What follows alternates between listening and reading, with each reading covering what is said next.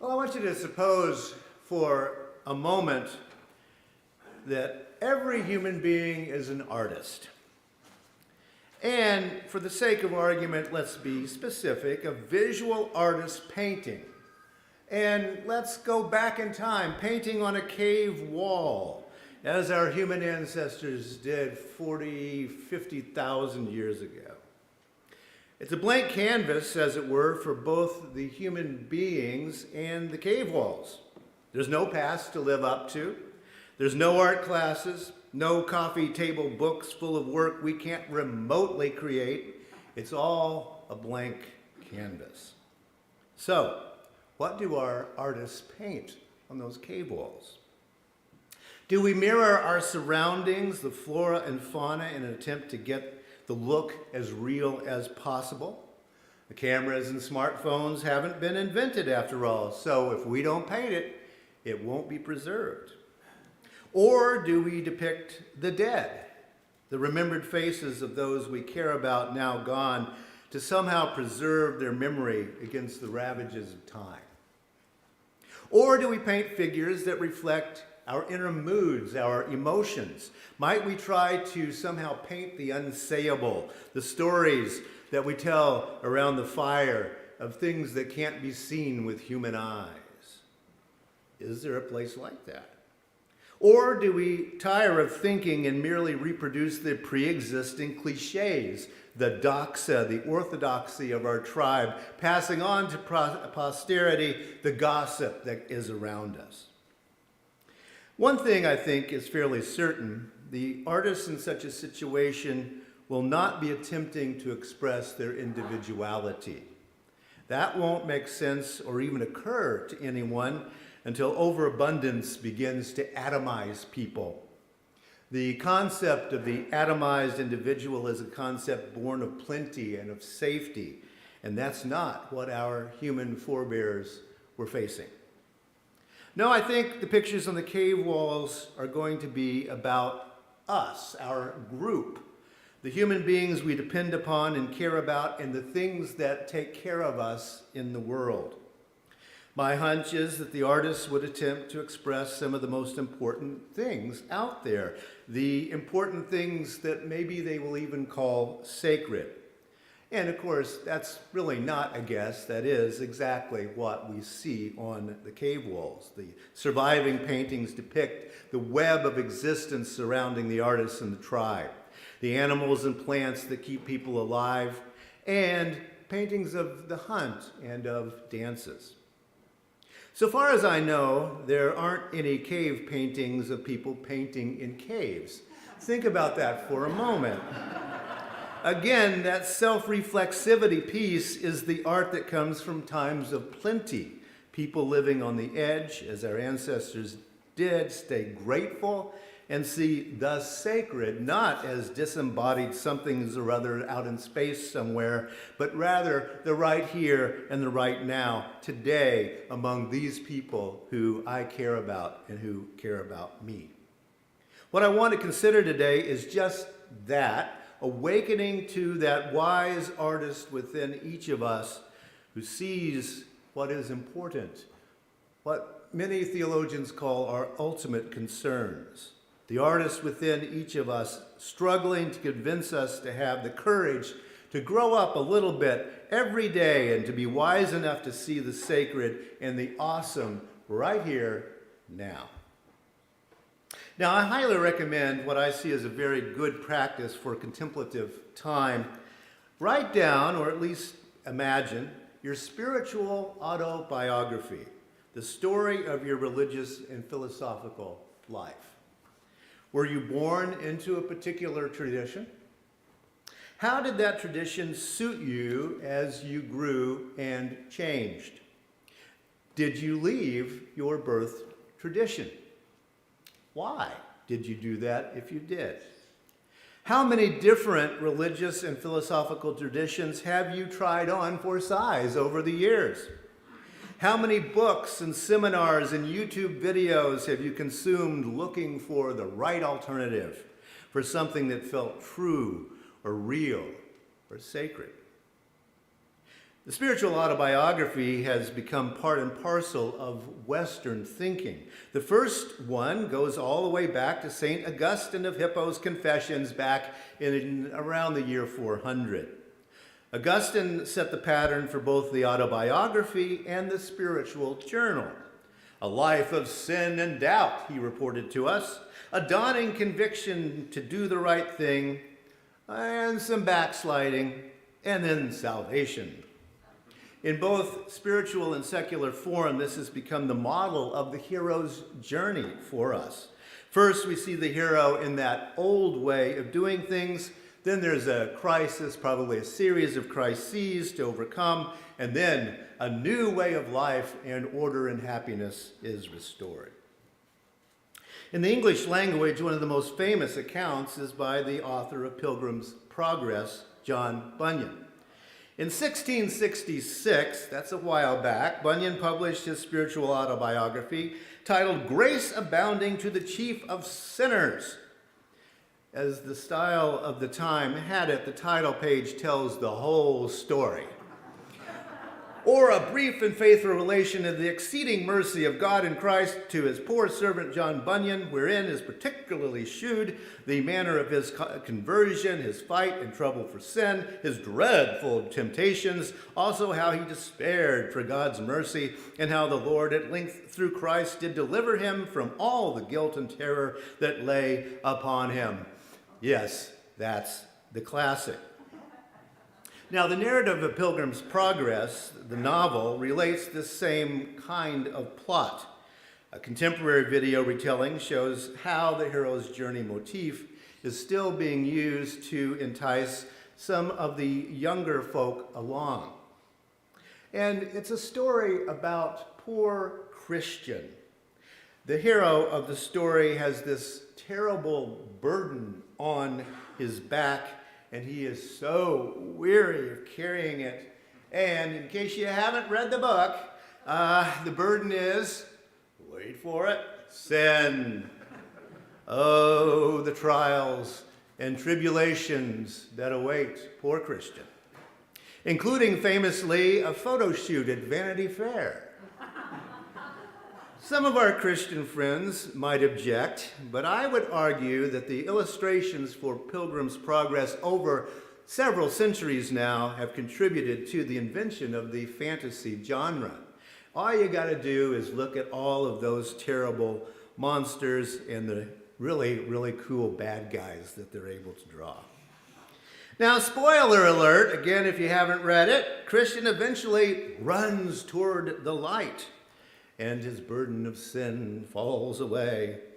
Hallelujah, end of story, and happily ever after.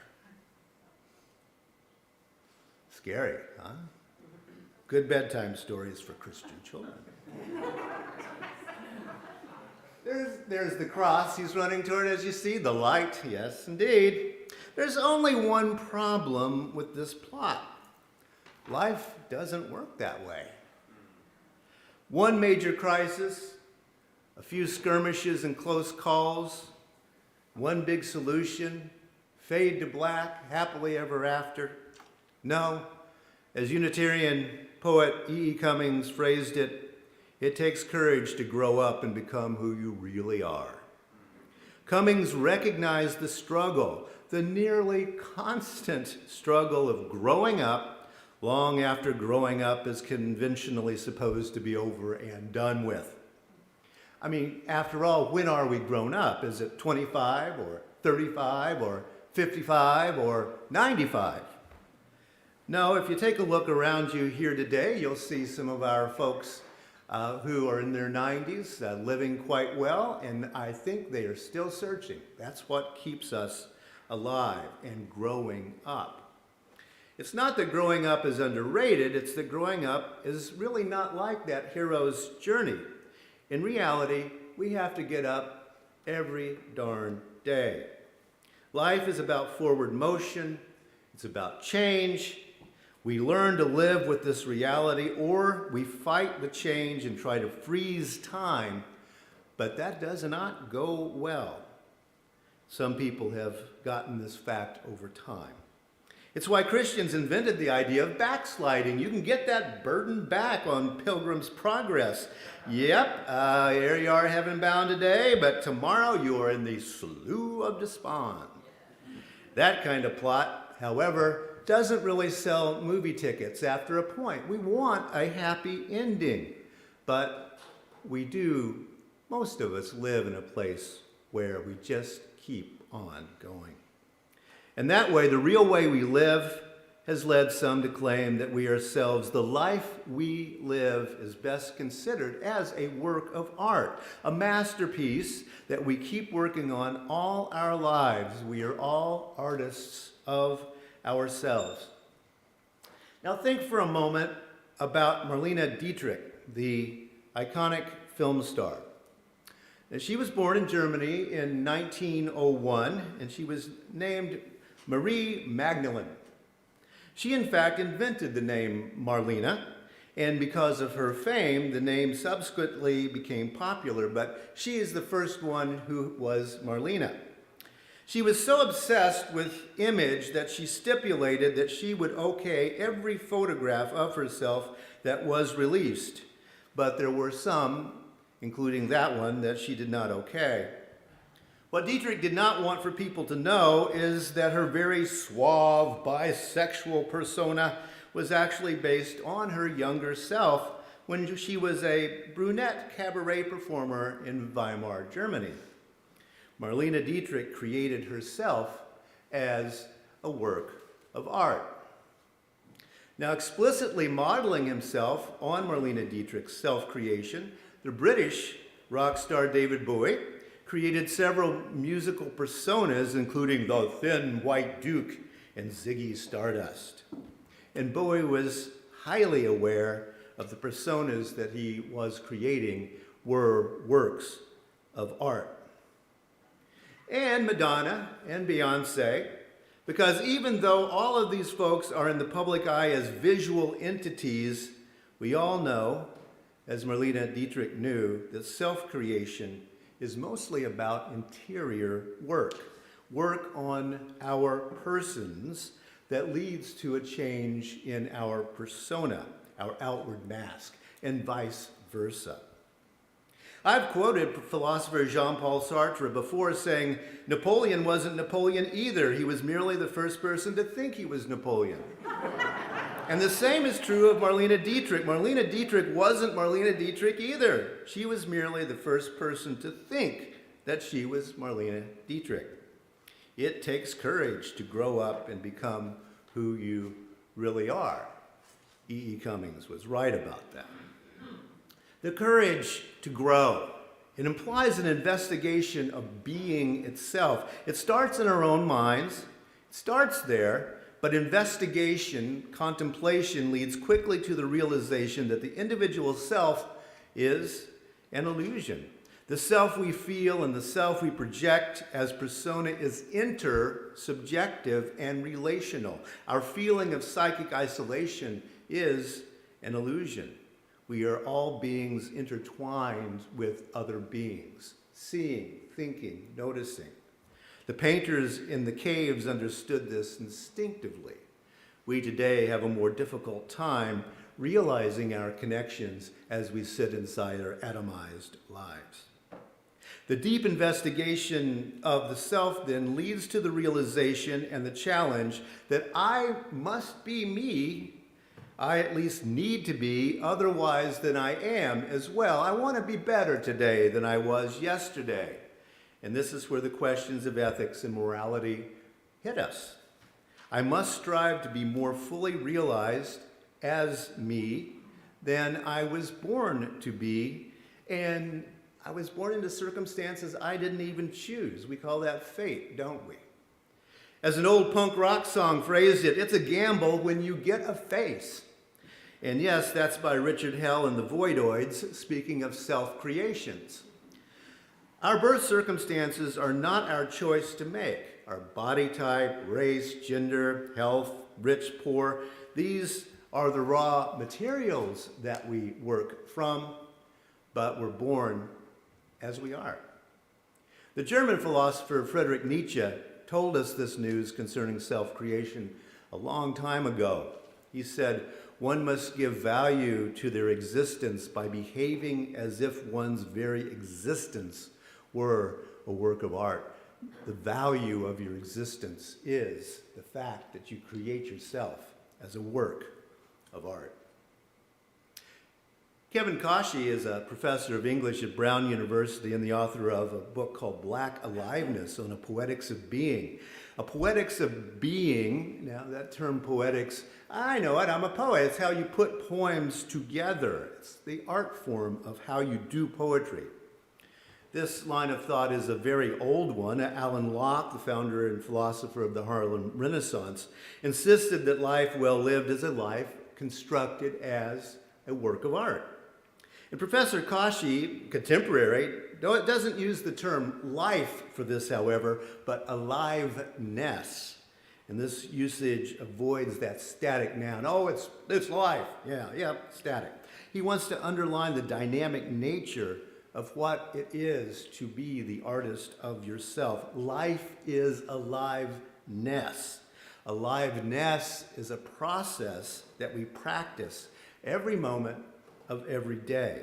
By so doing, our lives become a work of art created by how we live each moment. Now, I'm not saying that all the art any of us are going to produce every day is good art. I do a lot of extremely bad art during my various days as a living being person, but it's what we strive to do. Better today than yesterday. Thinking in this direction contributes to a life well lived. That's what we humanists are after. We are all artists creating our lives, reminding ourselves that things that end up in books or museums or the cinema are not the only sorts of art. Love in its many forms is an art. Friendship is an art. Conversation is an art. Cooking is an art. Helping a friend is an art. No, that sort of thing doesn't sell movie or museum tickets, but it's an art form that all of us can practice. Beautiful thoughts make a beautiful life. Beautiful actions make a beautiful life. It adds up. You don't have to be born Melina Dietrich, also known as Marie Magdalene, or David Bowie, aka David Robert Jones, or Beyonce, aka Beyonce Giselle Knowles Carter, to be born into the challenge of being an artist of yourself. Each of us is born into that challenge. It's what we do with the challenge of being that defines us from moment to moment, day to day. As a humanist, I think that religion is in the same category of human activity as painting and poetry and music and dance and fabric and architecture and all the other human arts. Dance is something we do. Religion is something we do. Creating and recreating ourselves each day is something we do. Because we respect ourselves and the web of existence around us enough to do the work of art every day. In that way, we go back to the cave when humanity was young, and we paint with all the awe and wonder at the simple, sacred amazingness of life.